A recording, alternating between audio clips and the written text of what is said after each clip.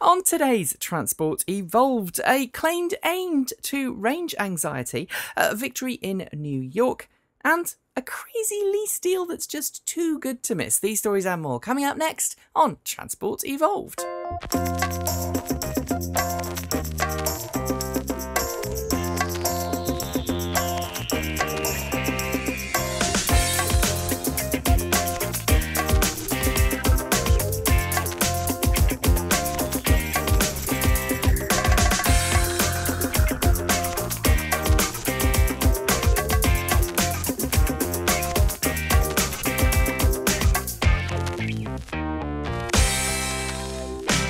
Good morning, good afternoon, good evening, and welcome to episode number 231 of Transport Evolved, recorded on Sunday, 22nd of March 2015. My name is Nikki Gordon-Bloomfield, and if you're listening to this, you will have noticed there's only audio today for today's show, and you'll also have noticed that we haven't had one for the last 2 weeks. Now, the last 2 weeks, unfortunately, were due to family and health-related problems.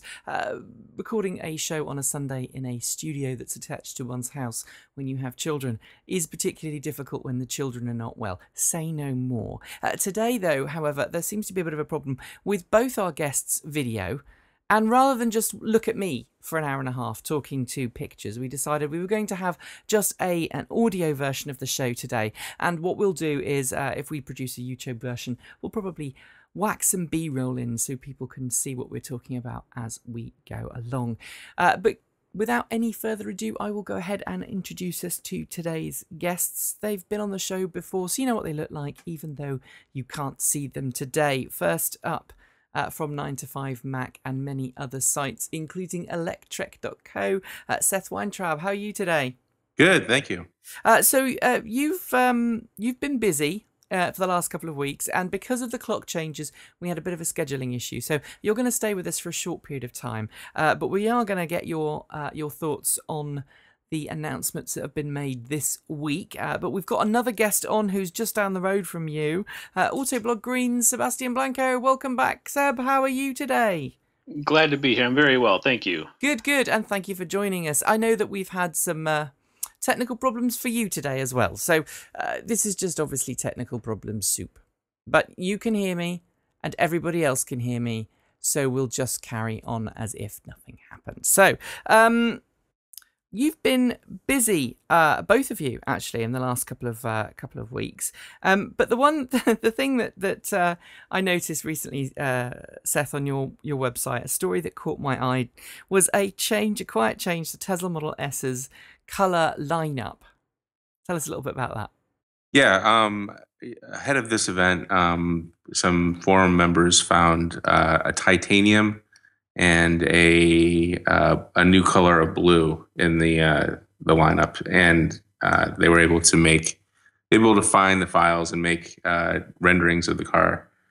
So, you know, if you're looking for a different kind of look for the Model S, Tesla will soon offer those to you. That's going to be quite an interesting setup, though, isn't it? Because you're going to have there's slightly subtle shades off colors. I mean, there's nothing we haven't seen before, right? It's a little bit different. It's a subtle change. The titanium, especially, it kind of looks like a metallic almost. Yeah. A little bit on the beige side of metallic, I guess. And the blue is I guess a more royal blue than the previous one. Now, so one of the things that I find interesting is why people haven't really explored the custom color schemes for Teslas. I've seen a few, but generally most of the cars I've seen have been in either that very classic bright red or the black. I see those seem to be the two popular colours. But I wonder how long it's going to be before Tesla is offering custom colours, any colour in the rainbow. Just give us the RGB value and we'll paint your car that colour. Because the cars are still made to order at the moment, right? Yeah, that's true. I don't know what's involved. I know they have a robot painting system, so theoretically the RGB idea would be possible. I do know that when you buy a Tesla, if you buy the white or the black, I think you're charged the least amount. So for people who are buying the base model, you have a choice of black or white. Right. And once you go to red and all the other options, and I think they discontinued brown about 6 months ago. And they have green. Red is obviously popular. And then they have a pearl white, which is somehow different than the regular white. Mm-hmm. With Tesla's kind of innovation and robotic assembly, you would think that you would have more options there. Yeah, absolutely. And Sebastian, I've seen lots of Tesla owners wrap their cars, clear wrap them. That seems to be a trend in the States we haven't had in the UK yet. Oh. I actually don't know what clear wrapping would be. I know when you wrap a car, you can put graphics on it. Clear would just be like a protective coating then, or what do you mean? It would be like a car bra, but all over your car. There's like a matte, a couple different matte colors I've seen. Yeah, There's an orange matte that they do with the wrap. Yeah, and I'm surprised that people just don't wrap their cars. I would think that would be. I mean, I know of a pink Nissan Leaf in the UK that was purchased as a white car, and then they decided they were going to make it pink, and 4 years later it's still doing well. But maybe it'll be interesting to see what happens. All right, Sebastian, you've been. I can't believe you did this, because we had Seth on the show a couple of weeks back, and we talked about the Tesla Hotel, which is an Airbnb thing.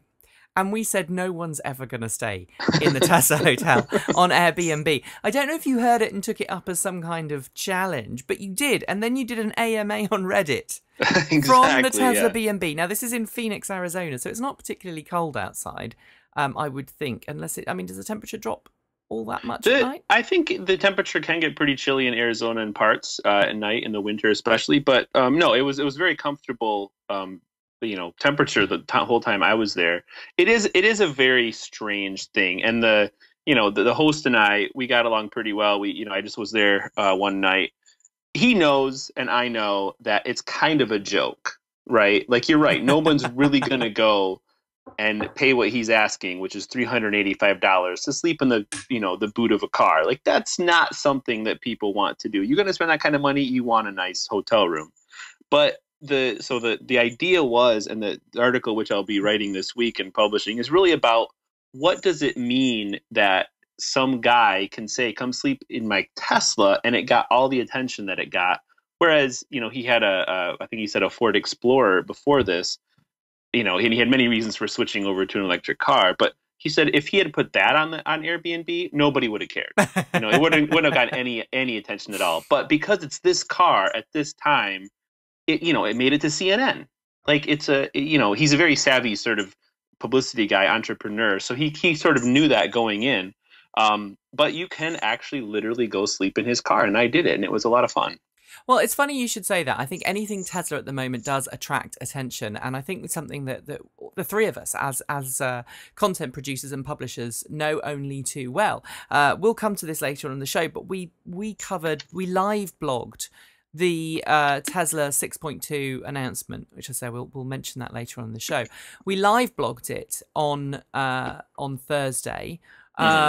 We had two of us sitting in on the audio call, and we were just live blogging, stroke tweeting as we went.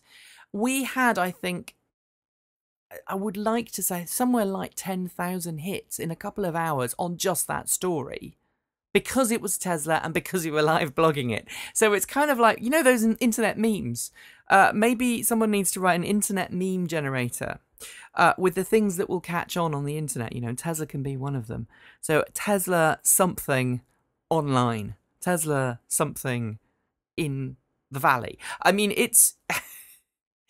anything Tesla is guaranteed to make people famous or money or get them attention. So I think that possibly is one of the reasons. But the other thing I want to talk to you about, Sebastian, and I compliment you on this.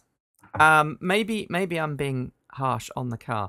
This is a car that was designed to be the safest vehicle in the world, as its inventor said. It's called the Spyra 4U foam car. It's electric. It was at the Detroit Auto Show back in January. We haven't had you on since then. So I wanted to praise you for your excellent test drive. Can you talk, for those who haven't seen it, can you explain what it is? You're bringing back memories when you started talking about it. Mate, are you still talking about the Tesla? What? Oh, that car, right. Yeah. Well, again, in this line of work, when you're writing about fuel efficiency, and that car is highly efficient, you can get a battery powered version as well. There's a lot of people trying a lot of new ideas, and the guy who his whole heart and much of his fortune is invested in this vehicle. It's got some good ideas, but oh my goodness, I cannot imagine it selling in any numbers with 2 digits. Maybe he can get a dozen or something. It's a very unique and limited, and there's not a lot of people who are going to want to drive this car. I mean, you can technically fit 2 people in there, but it has sort of a big tiller as a steering device. And so if you're crowded next to someone, it's a very small cabin, and you want to turn, that you have to push your hands over the other person's lap in order to turn the wheel that far. I mean, it is a completely different experience than anything else I've ever been in. It was fun for 10 minutes. Yeah, in the cold weather of a Detroit winter, you did a very good job, especially when you come alongside, I think it was a Hummer. Or that was the F-250 or something. The Rally Fighter. Oh, that's right. Yes, that's right. And that was just brilliant. It's on Autoblog Green, so do go and check it out. We will link to it in the show notes. All right, Seth, you cover in your day job Apple, among other things. And in the last couple of weeks, we've had increasing intensity of rumours that say that Project Titan, which is Apple's rumoured car, self-driving car, is going to happen, is on its way, and we will see it, in a couple of years. Now, I haven't written much about this because for me, it's very difficult to kind of separate the wheat from the chaff, as it were. I'm wondering if, as someone who covers Apple far more than I do, if you've got any idea really what's going on. Well, it's interesting because I had heard previously from people I know at Tesla that Apple was hiring away a lot of their engineers. And my response at the time was, well, they hired people like Doug Field from Apple. Tesla did, and there's he was working supposedly on MacBooks, even though he had previously worked at Ford and at Segway. So Ford, Segway, then Apple, then Tesla. Was he really working on MacBooks there? It's a good. It almost begs the question: how long has Apple been thinking about cars? Maybe it's been, a decade and more. You don't know.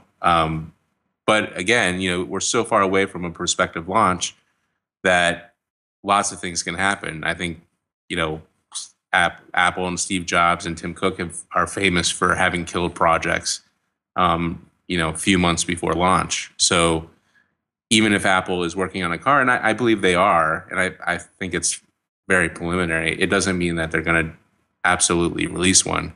I think they're kind of looking at the market, seeing if they can make moves in that space. A similar thing came from Bloomberg this week that Richard Branson, who has an EV racer or is working on an EV racer for the Formula E race, was also said to be considering making a consumer electric vehicle under the Virgin brand, which would be interesting. And he was quite open about it as well. He wasn't kind of trying to couch it. He was kind of very, you might, I think his exact words were, you might see a Virgin Tesla competitor or something like that. He was quite upfront about it. Right.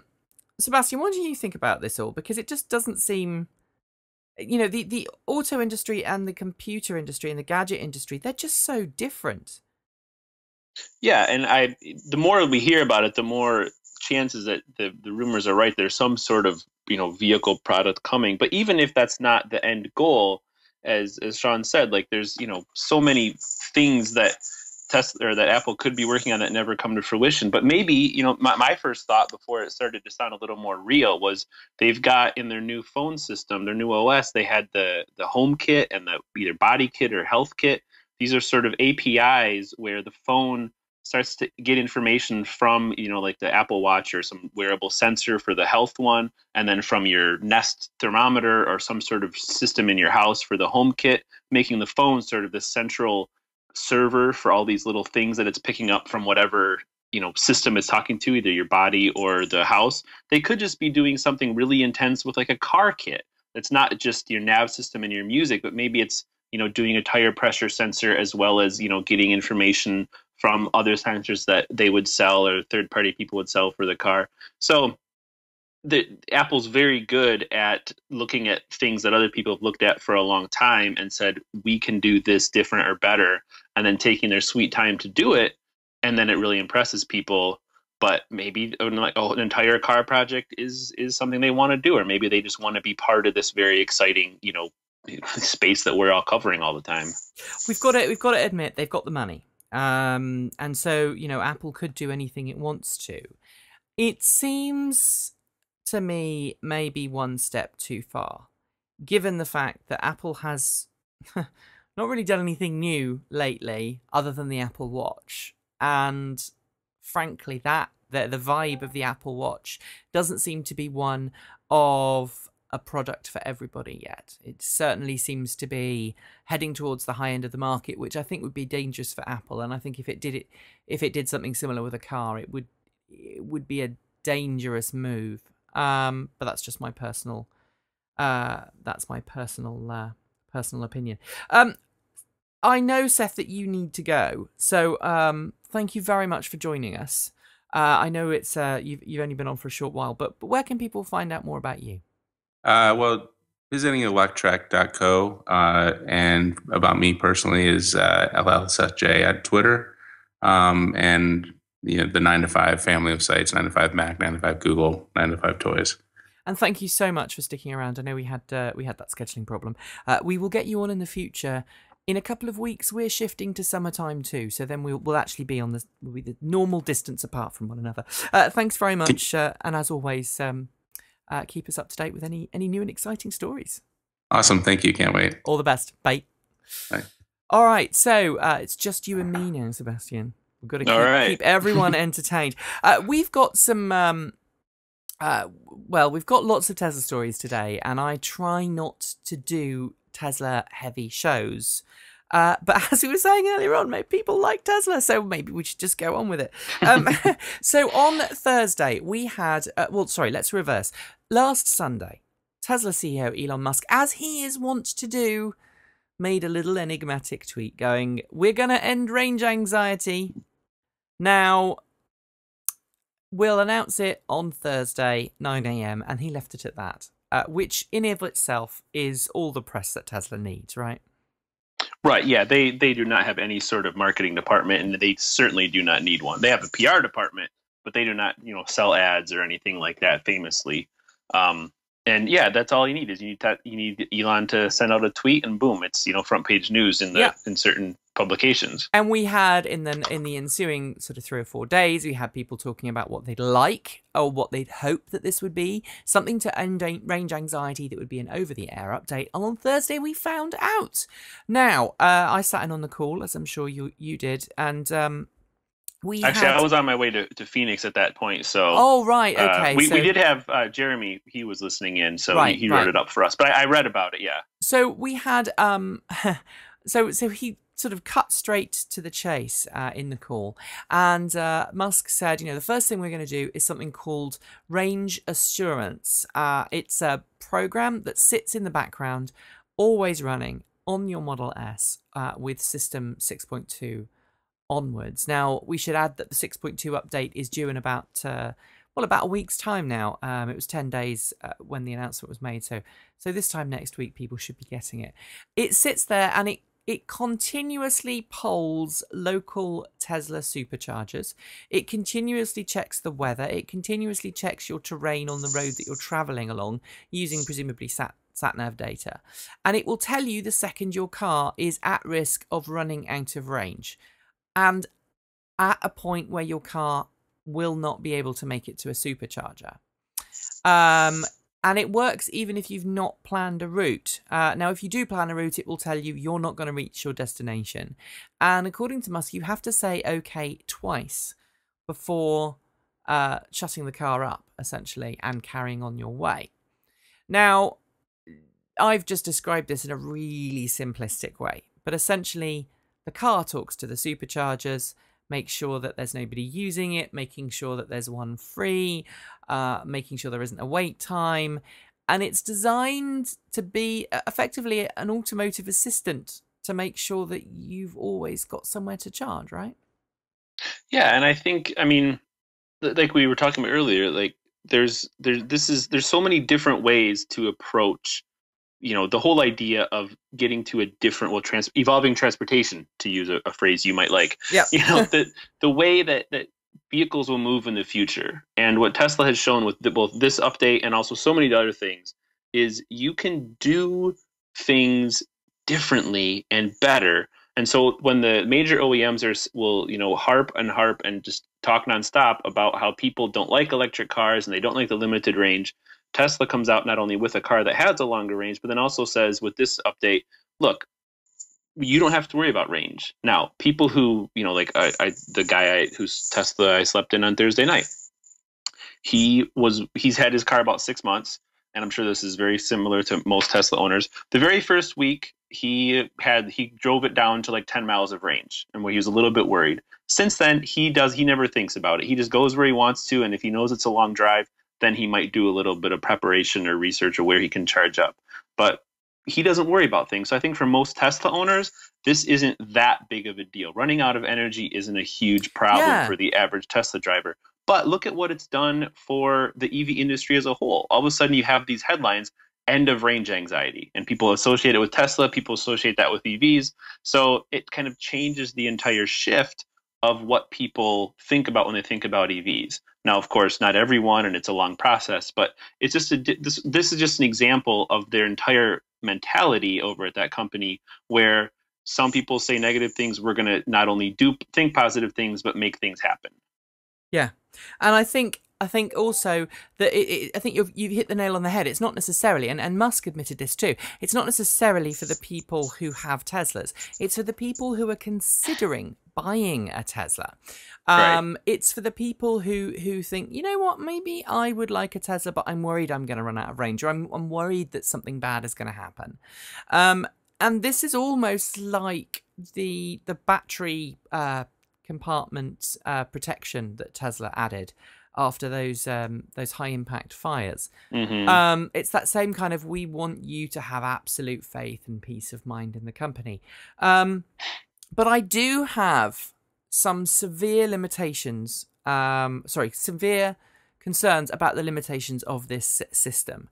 Now, I just about a month ago now, I drove from Oslo, Norway, back to London, England in a British Tesla Model S. I did it in sort of 2.5, 3 days. We didn't have to really think about charging along the way. And actually we charged more than I probably would have done had I done it on my own. So it was a case of, well, okay, let's just stop because we need to stop. And we charged when we needed to stop for other reasons rather than charging because we needed to charge. But for the entirety of that trip, all the way from the Tesla showroom in Oslo, all the way back to London, and through the UK as well. Now, I make this particularly important because it was an English car. The 3G did never work the entire trip, even when it was back in the UK. So I did not have any live sat-nav information. I had no live traffic information, and I couldn't listen to the radio, the internet radio. Now, I have had, I think, probably 3 or 4 press cars over the years from Tesla. 3 of them have been Model S's. And all 3 Model S's have had trouble with their internet connectivity. I know it's a common problem in Europe. I know it's a common problem in the UK. And I hear Tesla owners complain consistently about dropped data connections. I don't know if it's so much of a problem in the US, but I do know that if this feature relies on a good data connection, it's going to fall flat in Europe. That's a very good point. Now, I have not heard a lot about that in the U.S. Do cell phones have a similar issue traveling across borders over there? When I travel over there, I get a text message whenever I cross the border, and the phone knows that I'm in a new place, but it usually still works. Yeah, So I've not had any trouble with my phones per se. Although on that particular trip, I must admit, I did have a few troubles with my phone. But generally, cell phone coverage now across Europe is pretty good, unless you're somewhere really remote. And at no point were we really remote. I mean, we're traveling down major arterial roads. And so you would expect, if your cell phone's got signal, then so too should the car. But that wasn't the case. And, I know people who there are certain parts of the UK, rural areas, hilly areas, up towards Scotland, out towards, remote parts of Wales, where you can't have a decent cell phone signal. But if this connection is required for this feature to work, you're still going to have people getting range anxiety, one way or the other. Now, I think the more useful feature is something called Trip Planner, which allows you, before you leave, to set your sat-nav. And this is also included in the 6.2 update, and it allows you to change, to set your destination, and then the car automatically adds in charging stops and tells you how long you should charge at each stop along the way. Now, provided you've got a data connection while you're driving along, if something should change, a charger goes down, it will redirect you to another supercharger. It will prioritize superchargers over slower methods of charging. But it will get you to your destination. Now, I think that's going to probably be more useful, because one of the things that I struggle with, even now, as someone who's been driving, I've been driving electric cars now for 9 years, is that idea of how long do I really need to charge? And so you end up accounting for your driving time, but maybe you don't account quite as much time as you ought to charge your car up at each location. So I think that's going to be the more revolutionary one. But there's a couple of other updates, isn't there, in the 6.2? We're looking at improved codecs for the audio system. Musk talked about essentially waking up a lot of the car sensors. So if you get the new update, you will also get the forward collision system was already turned on, but you'll get forward braking. So it will automatically brake in the case of an accident. You'll get your blind spot warning system turned on for the first time. And you'll also get your side collision warning system turned on for the first time. You still won't get any autonomous drive features, though, but they're due for 7, aren't they? That sounds right, yeah. And Musk was talking about this auto steer functionality, which will come online in System 7, OS 7, I don't know what to call it. But that's about sort of 3 to 6 months away. So it's going to be interesting to see what really happens.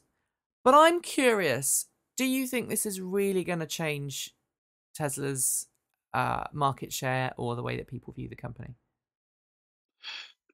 I think the stuff you're talking about, these more sort of, they're important to, enhancements, but they're nothing as headline grabbing as the as the range anxiety one.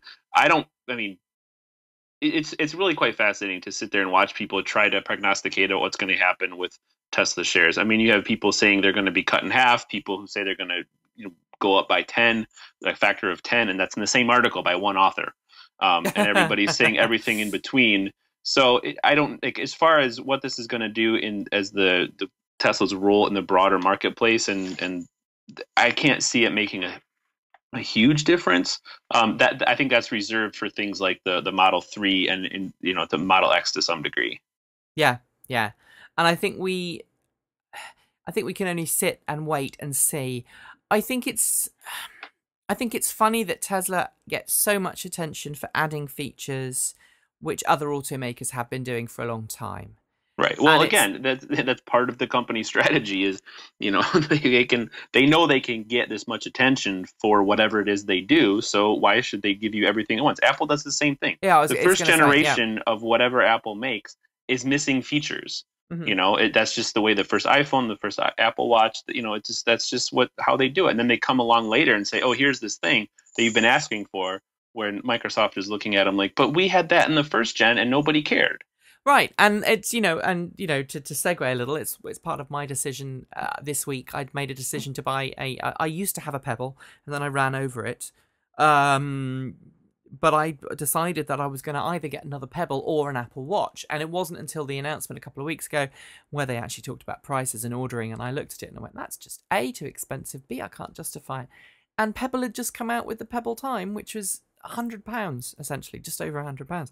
So I've ordered a new Pebble because I'm looking at it going, well, it does exactly what the Apple Watch does, pretty much. It doesn't have some of the fancy features, but it's the compromise. And I'm wondering now, the thing that concerns me most about Tesla moving forwards is if Audi, General Motors, Mercedes-Benz, BMW, Ford, they're all looking at building high-end, long-range cars. And at that point, Tesla doesn't seem to have anything else right now that makes it stand apart other than the brand itself and the name itself. And it's going to be really interesting when some of these other autonomous drive vehicles come to market, when some of these other longer range cars come to market, and the automotive industry are doing what they do really well, which is churn out high volumes of cars, maybe on a slower time frame than Tesla, but for a lower cost at the same time. Yeah, but let's look at what, as much as we can compare Apple and Tesla, let's look at sort of the bigger picture that they're trying to do very different things. I mean, Tesla, I have never, someone will correct me if I'm wrong, I don't ever remember Elon or Tesla or anyone there saying that Tesla's goal is to take over the auto industry. They want to change the way that vehicles are powered. So I kind of feel like if, BMW and General Motors and Audi and everybody else starts making a bunch, either higher end or a bunch of, decently priced electric vehicles, Elon and Tesla might say, you know what, we're done here. We've done what we wanted to do. We've changed the industry. This is a guy who wants to go to Mars. I mean, he has bigger fish to fry than, being the biggest automaker. He wants to change the way that cars are powered, not necessarily to be the only one selling electric vehicles, right? Whereas Apple is in a sort of a more competitive thing where they're trying to make a better watch. Okay, well, good for them. That's going to appeal to some people. But changing from gas to an electric, infrastructure for all vehicles is a much bigger challenge. And so I don't know that. I don't know that the company, yes, of course, they want to sell vehicles. They want to be profitable. They want to, do the things that they've been doing for a long time. But I don't know if they're that concerned about this competition because A, they know they're so far ahead. And B, if the other companies catch up, well, that kind of helps them as well because then all electric cars are more accepted. Yeah, absolutely. You make a good point. I think it's going to be, it's only time will tell. All right. Only time's going to tell. I mean, Elon Musk said he's in it for the long run. The question is, what is the long run? And I think you're right. If other people are producing electric cars and suddenly, and auto driving cars, and, we've managed to dump oil for good, will there be a place for Tesla? Well, let's find out. We're going to have a quick ad break now. If you're listening to the show, it will be the usual ad break, so sit tight. We'll be right back. Do you enjoy the show? Do you like wearing fun and unique clothes that support the things you love? Then you're going to want to head over to www.transportevolved.com/shop, where you can show support of Transport Evolved by buying one of our fabulous Transport Evolved branded apparel. We've got everything from hoodies and t-shirts to water bottles, badges and tote bags, and they'll be sent direct from our partners at Spreadshirt to your home address in double quick time. What's more, by buying something from our shop, you'll be sending us a little kickback as a thanks for our hard work on the show, and you'll get something unique and fun, and we'll get some warm fuzzy feelings knowing we can continue to bring you a great show every week. What's not to love? Alright, so we're back in part 2, and good news from New Jersey. So a year ago, almost to the day, I think it's about a year and a week ago, Sebastian, there was a very last minute thing that happened at the New Jersey Motor Vehicle Commission. The New Jersey Motor Vehicle Commission. Now, I'm not hugely au fait with American politics. But as I understand it, obviously each state can set its own rules and regulations. And in New Jersey, the New Jersey Motor Vehicle Commission has been granted power by the Office of the Governor to make, essentially, rules that pertain to the motor vehicle industry. So that's dealers, selling cars, etc., etc. And they can make changes that do not have to go through the usual legislative dual house process. So they can make a regulatory change just by voting on it. And that's exactly what they did last year. They changed a regulation. It essentially made it impossible for Tesla Motors to own and operate its stores and sell direct to customers within the Garden State. Governor Chris Christie at the time said, Tesla, he actually went on the record at the time and said Tesla was breaking the dealer law of New Jersey. And so the Motor Vehicle Commission was doing the right thing.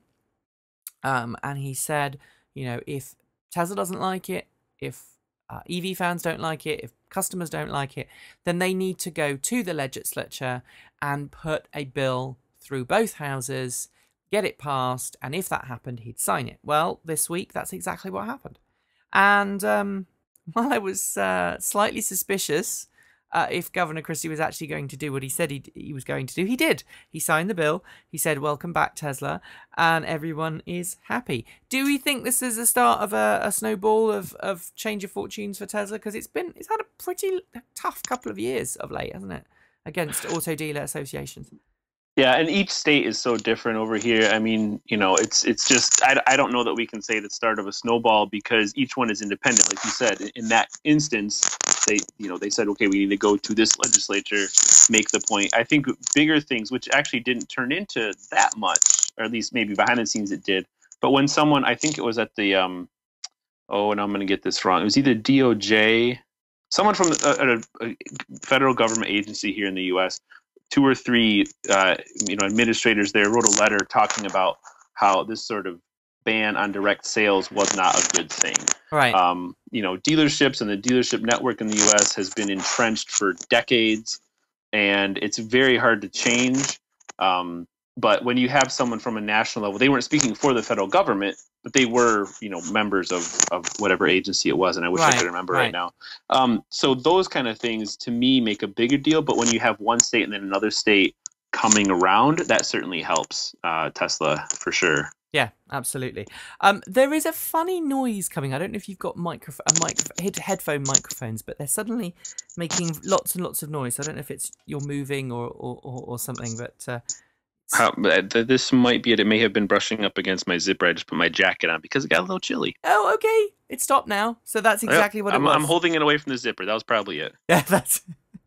I always end up telling the guests when there's weird noises because otherwise people in post-production go, why are those weird noises there? Right. All right. So the question though is, will car dealerships now see this as a point where they have to change their models? We've already seen some of the big names in the auto dealer industry, like some of the owners of the big multinational car dealership companies have stood up and gone, well, Tesla's got every right to sell. And we've heard messages, let's not be too jerky because otherwise customers will go to Tesla. They won't come back to us. So I think that's going to be a litmus test this year to see if any of those dealerships and any of those car dealer conglomerates actually follow through and start being a bit nicer to Tesla. Yeah, well, it would be nice if the car dealerships had learned that years ago, to be nicer. Yeah, that if you're nicer, nobody else had an option before. Well, you could go used, but they had such a monopoly on it, and that that's one reason why, along with insurance salesmen and lawyers, people just really don't like car dealerships. It's a thing continuously in public opinion polls. People don't like it, and I don't like it. You go buy a car and you always feel like you didn't get a good deal, even if maybe you did. Yeah. But it just never feels like it. And it's one of the reasons why I loved my buying experience when I bought my Nissan Leaf, because I purchased it online. Mm-hmm. So, but even now, I must admit, I don't like going to the dealership. It's not a nice experience. All right. From electric cars and dealers, we are now going to go over to autonomy. A fully autonomous Audi SQ5 SUV. For those who don't know, it's kind of a mid-sized SUV, isn't it? Heading from San Francisco's Golden Gate Bridge all the way to New York. It's being operated by Delphi Automotive, who, for those who don't know, is a tier 1 automotive parts supplier. Do you want to explain to the audience what that means? Because, most people will have never heard of this company, but they make parts that's probably in your car. Oh, you mean what a tier 1 supplier is? Yeah. Yeah, so when Ford or GM or Tesla or whoever, when they make a car, they're not making every single part, right? They like this particular knob or this, little gear inside that helps the shifter move from this degree to the other degree. Those parts are made by suppliers, and tier 1 are the ones that sort of are supplying big parts to the automakers. So it could be, a whole infotainment system. It could be, it just all sorts of different things that the companies themselves don't want to do. They reach out to the suppliers, and it's all part of a network. So tier 2 or 3, they might be supplying washers and smaller things to the tier 1s, which then go into the cars. Right. And as a consequence, Delphi has quite a lot to prove, because as a tier 1, they are the first port of call for any automaker wanting to add new functionality to their vehicle. So Delphi is doing this demonstration drive of about 3,500 miles across the US, west to east, and their goal is to prove that they've got all of the autonomous drive technology that they need to make autonomous driving every day for everyone. Now, it's kind of interesting because back in January, we saw Audi themselves take an A7 piloted drive concept car from Silicon Valley to Las Vegas in time for 2015 CES. This trip, however, makes that one in January look tiddly, doesn't it? Because that was only about 500 miles. Yeah, and I mean, so many, Nissan has a autopilot Leaf, and Tesla's working on them, and so many cars. I mean, DARPA has been, sponsoring, challenges for many years, but usually in across the desert or something like that. So this is definitely, if they can do this is definitely a very impressive feat. The technology, though, is not the biggest hurdle in this whole challenge. It comes much more down to the laws and the regulations and the insurance questions and things like that. So hopefully they everything works out and it's sort of a success on that front, but that doesn't mean that we can have, auto driving cars next year. No, and I think it's an important question. Several people have kind of come up with the question of, well, how are they getting around these legislative problems? Because there are only a handful of states at the moment that even allow autonomous vehicles on the road. So Nevada, there's going to be California, Nevada, Florida, and I want to say New Mexico, but I don't think it is New Mexico. I don't know 100% which states allow it, but it's a small number, and those sound like the ones that, They've got lots of space, right. So it's, less of a problem. Obviously, California is slightly different, but so this car is going across states where autonomous driving is not allowed, and I think how they're getting around it is they've probably got an escort arranged for the vehicle, and there is going to be an engineer behind the wheel at all times. They're just not going to be physically driving the car for the majority of it. They'll just be alert and able to take over if there's a problem. It's going to be a gold standard, I think, for the future. But you're right, it is a legislative process that it needs to be overcome first. And I think it's a problem that Tesla faces. And I think Tesla might be in for a bit of a shock, as other automakers will be too. I know that some states are going to welcome this far more easily than others. But, let's see what happens. We've got another autonomous drive story later on the show, so we'll come to that one and some of the questions that it poses, I think, at that point. But let's move to Fiat. Now, Fiat Chrysler obviously merged last year, didn't they? Something like that. It was a little while ago, yeah. And Fiat. If it didn't happen last week, Nikki, I've forgotten all about it. So okay, so Fiat Chrysler CEO Sergio Marchionne is known for not liking electric vehicles. He once famously said, what was his exact words? Please don't buy our Fiat 500e because we lose, was it $14,000 on every... $14,000 on every one we make. I remember $10,000, but maybe it was more than 10,000 or something. It was a big chunk of change. Right. And so, as a consequence, the Fiat 500e, I mean, let's be honest, it is a compliance car built in limited numbers to satisfy California's ZEV mandate, zero emission vehicle mandate, which essentially says, depending on how large the automaker has to produce and sell a certain number of zero emission vehicles in the state of California in order to sell their other cars there, or they end up having to pay lots of money or be fined or whatever. And so the Fiat 500e has been on sale in California now for 2 years, I think. It's got quite rave reviews. I don't know if you spent some time with one, Sebastian. I have. They're amazing. They're great to drive. They're so much, I loved it. I liked it more than the gas powered version. Yeah, I've never been a fan of the gas 500. It just doesn't feel, I mean, I drove a small engine one and it didn't feel all that perky. Yeah, I mean, it's not as big of a jump as the Smart 4.2 to the Smart ED, but it's to me demonstrably better to have the 500e than the 500. Right. However, because Fiat hasn't really tried very hard to sell that many, that many have been sold.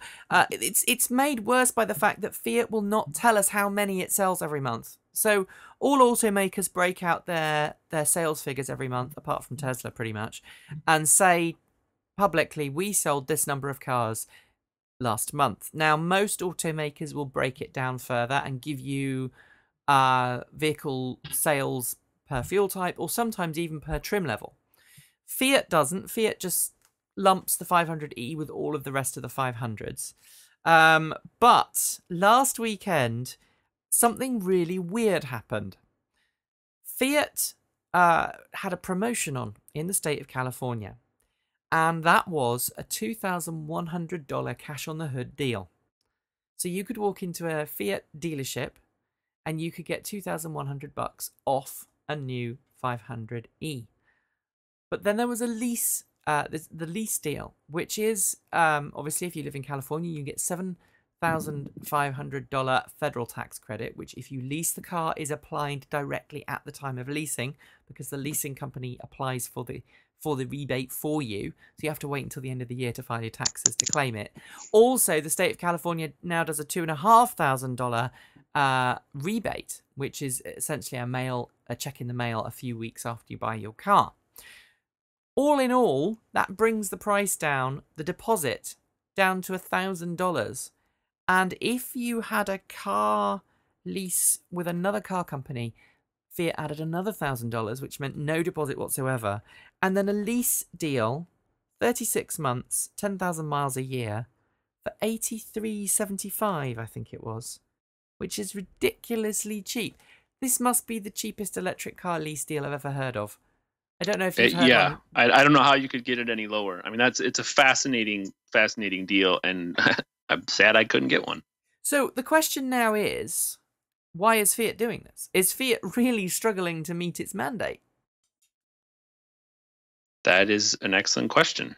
So I cannot come up with an answer for right now. Sorry, carry on. Well, I mean, it would make sense if they're going to be, fined more than the loss of the cost of the car, like per car that they sell, even though they're making very little money on the, on the transaction itself. If then their fines are reduced, that would be one reason. But I don't know the CARB regulations enough to know what the penalty is and what they might be looking at. Yeah, and I think there's only one way that we can find out, and that's see what happens in the next couple of months. If Fiat announces, yeah, we're not selling this car anymore, then we know that Fiat will have reached its obligated goal for the year.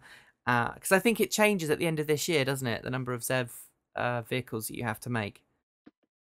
But is Fiat Chrysler now classed as a large automaker because it's now one company?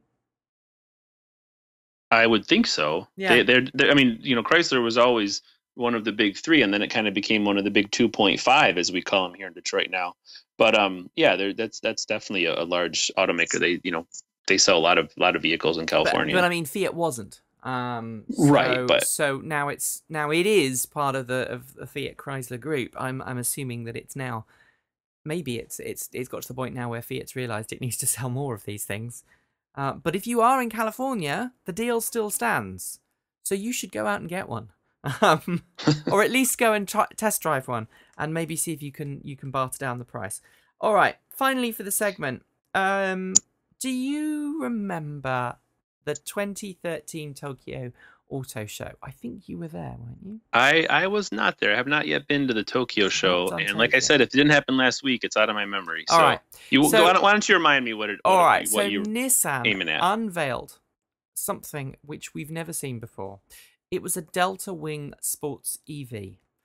Three-seater called the Blade Glider. Now, the Blade Glider blew everyone's mind. It's about as concept as a concept car can get. And Nissan's then executive vice president, I can't remember what his title was, Andy Palmer, said, "We are going to make this car and bring it to market for 2017. And we're serious about it. Well, now it appears that Nissan's sort of put the Blade Glider on ice. This week, we heard that Nissan is kind of rethinking that attitude. And saying it's got other priorities. But in the background, there's a court case going on, isn't there, between Dan Panos of, he's a big American Le Mans Series, has a big American Le Mans Series race team. He's a tobacco mogul. And he's claiming that Nissan is infringing their copyright of a vehicle called the Delta Wing, which was originally built by his company and designed by someone called Ben Bowlby, who now works at Nissan. So it's kind of interesting. I don't know if you've heard any more on that court case. It's been kind of quiet for the last couple of months. Yeah, I don't remember hearing about the court case. I mean, the Delta Wing did release some more information and pictures of their version of the car. They're still moving forward with that, funky little triangle car, even if Nissan's not going to build the Blade Glider. But I have not heard much about the lawsuit recently, no. No, I know there was one. I know they were taken to court, and I do wonder if Nissan's just sort of thought about this a bit more and gone, you know what, lads, let's wait until the court case has been settled before we try and make a £30,000 sports car. I don't think the Blade Glider will ever make it into production, though. I've always been a bit dubious because it's just such an unusual looking vehicle. And does Nissan need it? Does Nissan need a sports car, an electric sports car like that? I don't know. I maybe if it's super fun to drive.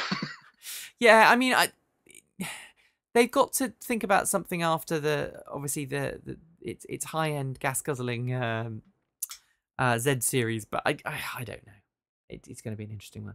All right, little ad break here. And it's the time of the show when we normally would have, historically asked you for money, but thanks to a little thing called VATMOS, we can't do that anymore because it's all complicated, and the way that the European Union now deems things purchased online. If you donate to a radio show, it is considered a good and a service, and then you have to pay VAT, and then you have to keep track via logging people's internet IP addresses. You have to prove that they live in a certain country and that they're who they say they are, and you have to have two different pieces of documentation, and you have to track their IP address, and then you have to pay VAT or charge VAT. Then you have to pay VAT on their behalf. Basically, it's a taxation nightmare. So we don't do that anymore.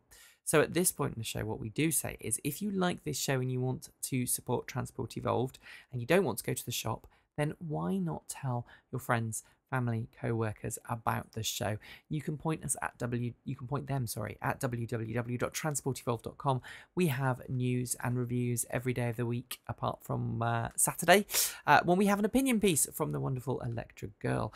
And then, of course, on a Sunday, we have our news roundup. So lots to keep you busy throughout the week. So do send your friends and families and co-workers, cats, dogs, if they are literate, of course. No point having a non-literate cat and a dog reading the sign. That's just a wasted click. Anyway, thank you for your support. And on to part 3. Now, this is an interesting one.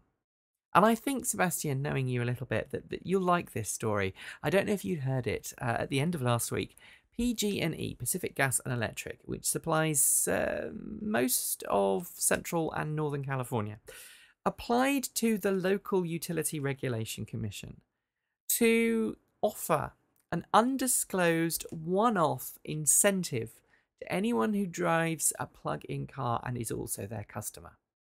Now, the interesting thing is that this is not to people who are buying a brand new car. This is to anyone who has a plug-in car right now.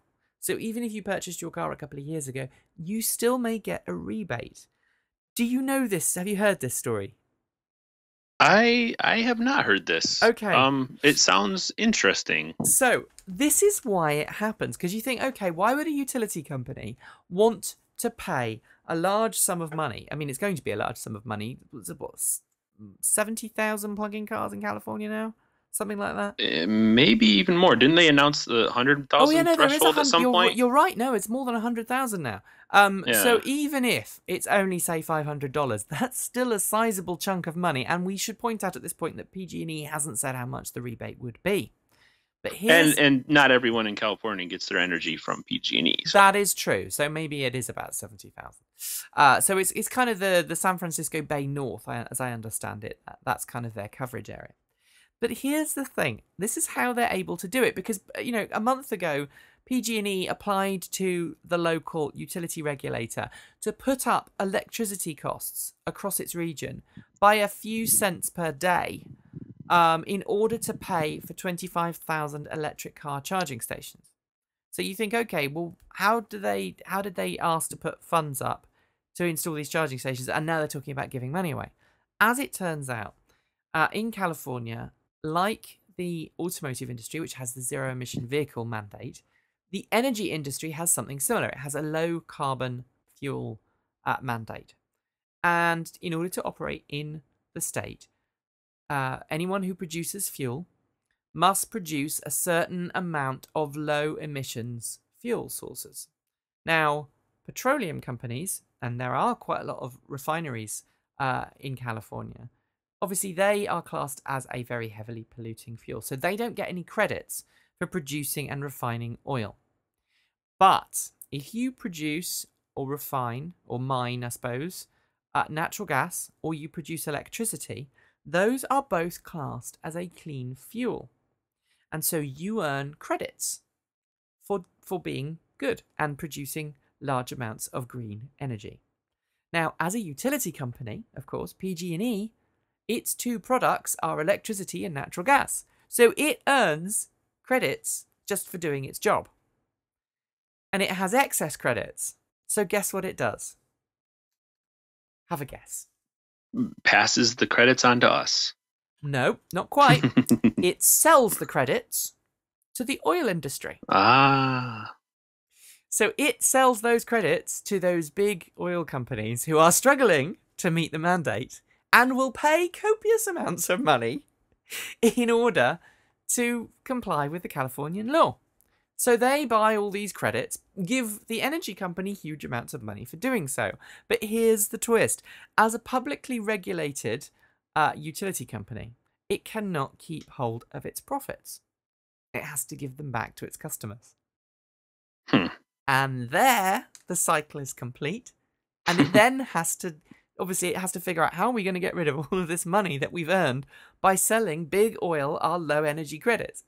And so, therefore, that is the proposal. Is this... I've got two options for you.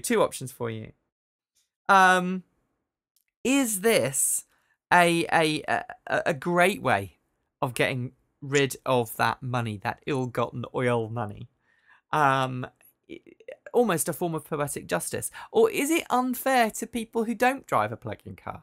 I mean, should they be investing the money elsewhere and encouraging people who don't already have a plug-in car to buy one? I think it certainly on first blush sounds kind of fair, but kind of not fair. The idea of charging the dirty, polluting energy producers more for the damage that they're doing to the environment and the air, and the sort of overall tax that you haven't been charged in the past seems fair. And if PG&E is making cleaner energy, then they should get a benefit for it. just handing out money to people who have already decided electric is good is kind of a nice thing for those drivers. But I would think it's in PG&E's interest to somehow, get more people to drive electric, because then it furthers both their, profits, because they can sell energy to the people driving the electric cars, and it takes away more business from the people who would otherwise go get gasoline.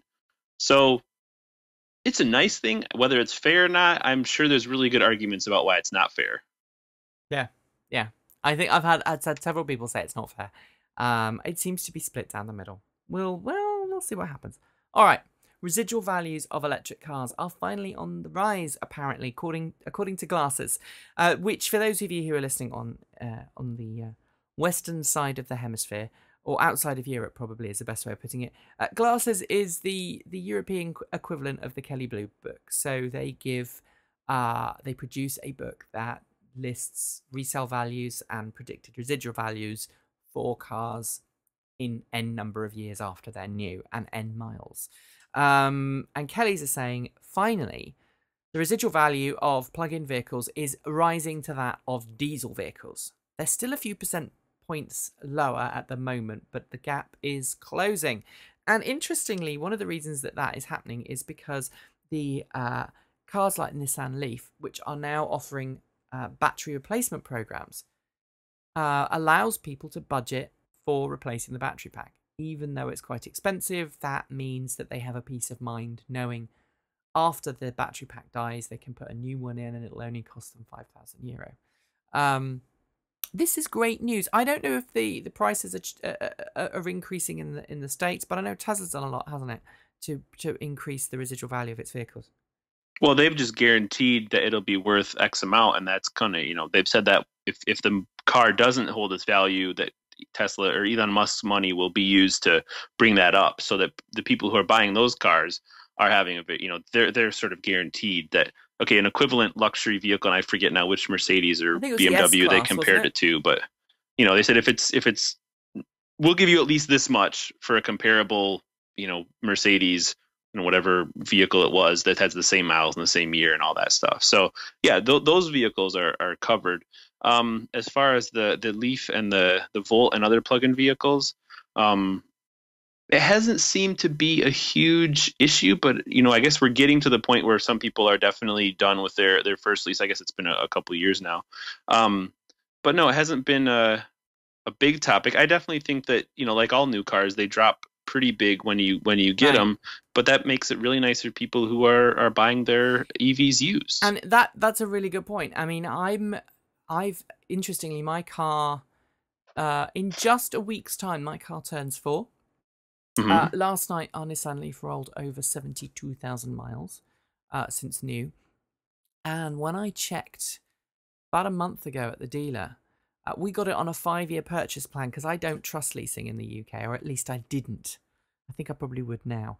But we ended up paying a really high interest rate because the finance company really didn't trust that the Leaf would still be okay in a few years' time. And the net effect of that is that even after 4 years of a 5-year purchase plan, our car is still slightly worth less than the money outstanding on it, because the car company just doesn't value the used cars, and the new ones are coming on which have a better battery pack, which have better range and better features. So that is part of the problem, and I don't see how that gap will be closed completely by more vehicles being on the road. I think there is going to be, every time a new generation of car comes out, the advances in battery technology is far, far better than any advances in engine technology. I mean, you think about what gas mileage improvements in the last couple of years. We're looking at 1 or 2 mpg every 5 years, aren't we? Yeah, and before, I forget what it was, but when the U.S. instituted its CAFE standards, I mean, the numbers before and even slightly after that, the overall averages were stagnant. There's a plateau there, and only when the regulations really say, okay, you have to hit these big targets in 10, 15, 20 years, do we start to see the increases for, to start now to hit those targets. But I think this goes to a bigger issue of what it is that electrification is doing to the automotive industry, because you can have a Tesla software update come to you overnight while you're sleeping, and now your car is better. you can have batteries that the companies, the insurance companies, and these, what was it, glasses you said, Yeah. or Kelly Blue Book, they haven't seen this before, and they can do their predictions, but all of these things are new and different and couldn't be done before. And we'll look back on this in 20 years and be like, okay, this is the new normal, and the companies can, the whole infrastructure has an idea of how to deal with this. But right now, I mean, it's such early days for the whole industry with these vehicles, even though someone like, people like us, we've been studying this for a long time now. The whole process is so new, and just things that couldn't have been predicted, or they could think about them, but they didn't have the data to really figure them out before, are now starting to become real world issues. And they'll figure it out. They'll understand that, okay, the Leaf batteries do work after 70,000 miles. We didn't know that 5 years ago. We know that now.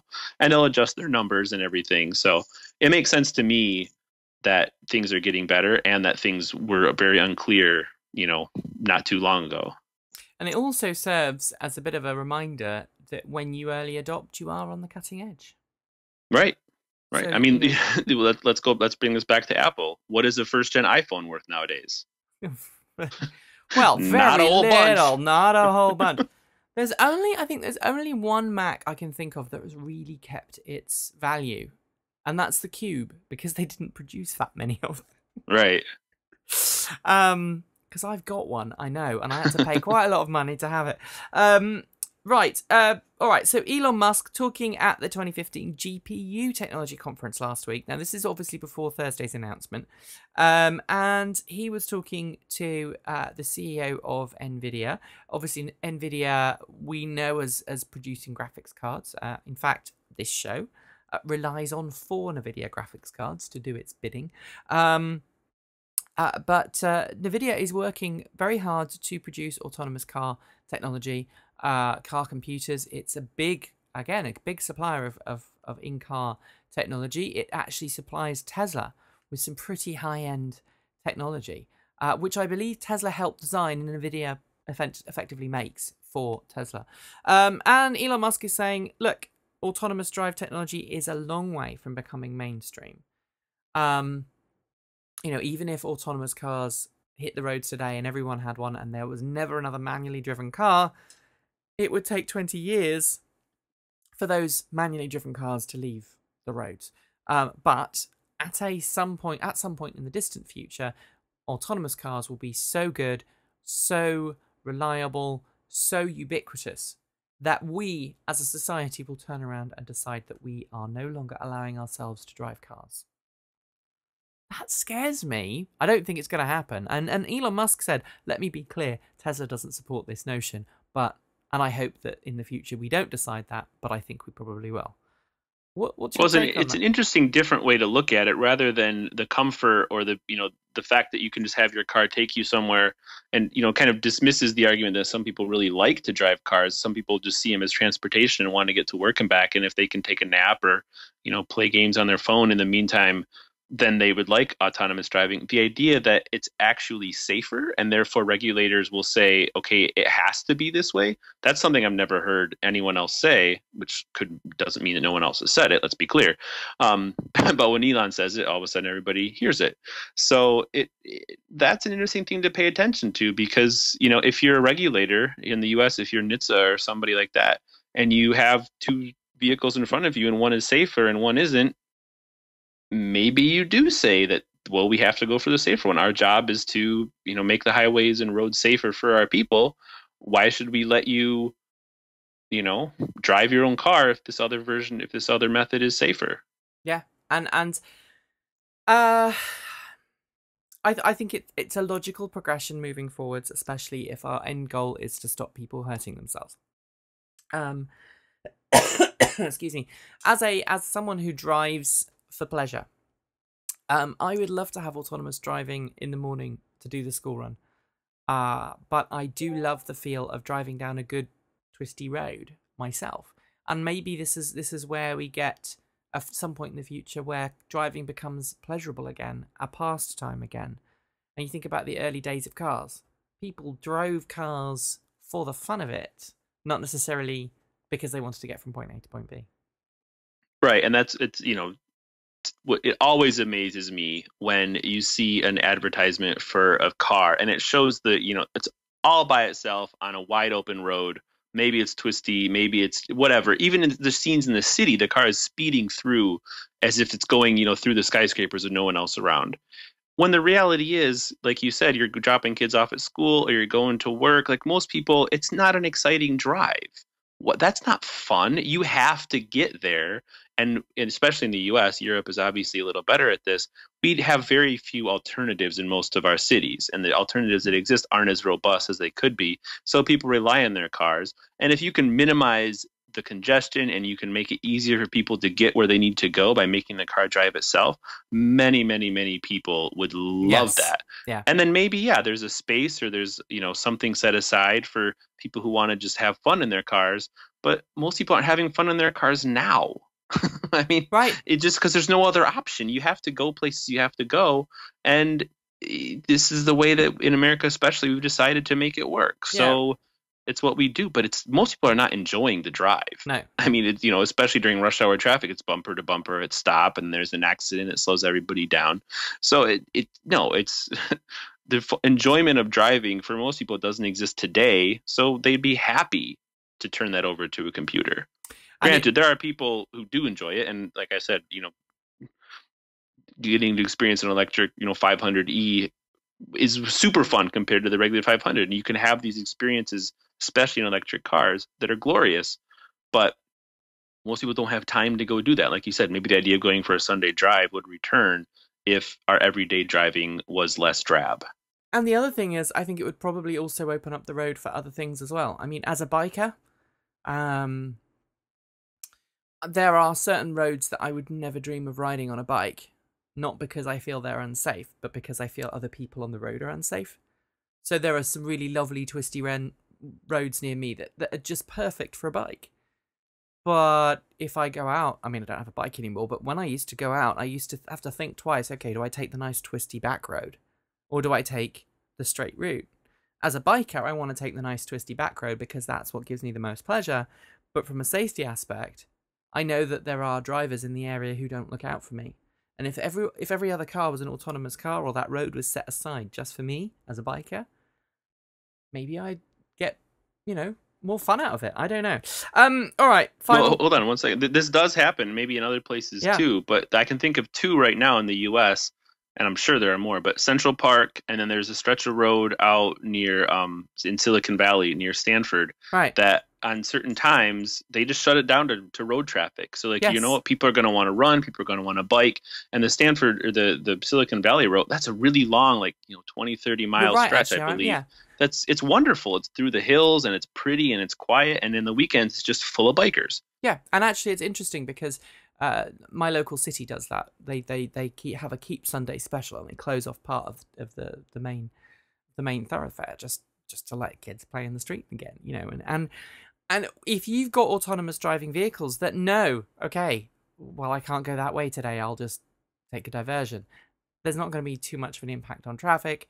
It's going to allow people to reclaim their streets and reclaim the way they're thinking, if they don't have to be the person behind the wheel. It's going to be very interesting to see if it ever happens. I probably expect it to. I think it probably will happen, but not until I'm like 96 or something, if I live that long. All right, finally for today, what is in the water? Seb, we've had 3 recalls in a week in the plug-in vehicle world. We've had Toyota RAV4 EV, which is Tesla engineered, we should note, Chevrolet Volt, and Kia Soul EV. Now, I think it's probably best just to run down the recalls one by one. So the Toyota RAV4 EV, something to do with the control software, wasn't it? It would suddenly go into neutral? That sounds right, yes. Yeah. And then the Chevrolet Volt, now this is a weird one. Engine idle, if you leave the car on by accident. Obviously, the Chevrolet Volt is a range-extended EV. Some people like to call it a plug-in hybrid, but range-extended EV is probably nearer the mark because its gasoline engine will not kick in until the battery is dead, empty, or you have engaged hold mode if you're in a country with a hold mode feature, and most markets now do have hold mode, or you've engaged mountain mode and you want to keep half of the battery pack for helping you accelerate up hills. And until any of those points are met, the engine will not kick on. But if you accidentally leave your car on and it runs the battery down, the engine will then turn on to recharge the battery. If you do that in your garage and you don't realise that you left your car on, your car can then start its engine and in an enclosed space, fill that space with lots of carbon monoxide, which happens to be poisonous, kill you type thing. And there's been a couple of complaints to NHTSA, hasn't there? Yeah, and it's a thing that GM didn't quite plan out, and that's what recalls are for. Unless there's a totally broken part or something. But I don't believe anybody was injured in this. I could be wrong about that. Complaints of injury, but it was nothing. No one. This is not like GM's other recall. Right. So, it's a thing that someone noticed. It's now being fixed. And I think in that situation, the system works. Let me just tie this all the way back to the beginning of the show with the Tesla hotel. One of the things that the guy Steve, the host, was really happy with and talked about is why this car is good to do this when, is you can leave the car on all night, parked in his garage to play music, run the heater, cooler, whatever you need, and you have no worry. And he said it only takes, for an 8-hour sleeping period, it only takes, for in his experience, about 17 or 18 miles of range off of the battery. Wow. And then, so you have your comfort. Now, in order to get the car to not automatically shut off, because the Tesla will shut off in about half an hour, he said, he has to put it in neutral and engage the parking brake, so the car will stay on. But it's a different thing than here with the Volt, where the car will just keep running. There is no automatic half-hour off time, and then bad things can potentially happen. And that's what the recall's for, isn't it? It's going to basically add that so that the car will turn itself off and make sure that everyone is safe. All right, so the Kia Soul EV, that's a weird one. Kia Soul and Kia Soul EV, weak pedal, which is interesting. Weak accelerator pedal that can bend or break. Which means that you end up having to push the pedal further to get, the same acceleration that you would if it wasn't bent. That's only going to affect a small number of cars, but it's just weird recall. I've never seen recalls come in threes like this. And Nissan is under investigation, we should probably note, in Canada for having problems with its braking on the Nissan Leaf in cold weather. Is there any update on that? Not that I know of, but let's be clear. I mean, companies are so much more sensitive to recalling vehicles now, at least especially in the U.S. Oh yeah, than they were a couple of years ago, given the huge recalls we've seen. With the unintended acceleration and the Takata airbag thing. Like they just want to make 100% certain that no one can sue them and their cars are as safe as possible. So I'm not saying these issues we're talking about are not important issues, but they may not have been recalled, or something, or similar things may not have been the cause of a recall in the recent past. But nowadays, companies are very careful, so that could be one reason we're seeing more and stranger things. For like, well, why is that a recall? Well, it's because everybody's being more careful. And it should note that earlier this year, Chevy recalled the Volt, except it wasn't a recall; it was a customer service something to replace the hydraulic gas struts on the rear hatch, because sometimes they can, if the weather's a bit cold, they don't stay up. Right. And so you are right, there are some weird recalls, but I mean it proves that these cars are just like any other car, and the automakers are working hard to do it. It's also worth noting, I think, that Ford is now looking to adopt a similar over-the-air update system to Tesla for its cars. So it's going to work with Microsoft, and it's going to soon be able to push over-the-air updates to its cars, which presumably means that recalls may one day become a thing of the past if it's just a software rather than mechanical problem. Well, yeah, I mean, they may have to call it something different, because if the idea of a recall is that it has to happen.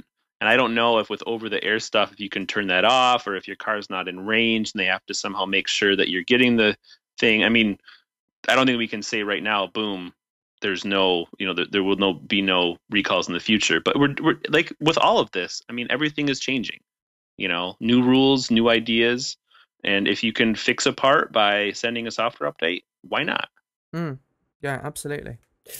Well, that's the end of the show today. It's been a bit of a weird one because we haven't had any video, but it's been quite nice for me actually, because I haven't had to work the switcher. So hopefully I've been a bit more attentive today. Just for those of you who are listening, there won't be another show next week. I am really sorry. We've been really lax. I think I've been doing Transport Evolved now for 4 or 5 years, and I think this is I take pride in trying to do a show every single week. But for those of you who don't know, we're in the process of emigrating to the United States, and Transport Evolved at the moment is pretty much run by one full-time member of staff, me, and we've got some contributors who work in as well. It's done on a very, very, very tight shoestring budget, and if I am not around, I am the only person who knows really how to operate all the equipment. So I'm not going to be here next week. We have a family planned hospitalization, which I am going to go and help out with. So I won't be around next week. With luck, I will be back on Easter Sunday, however.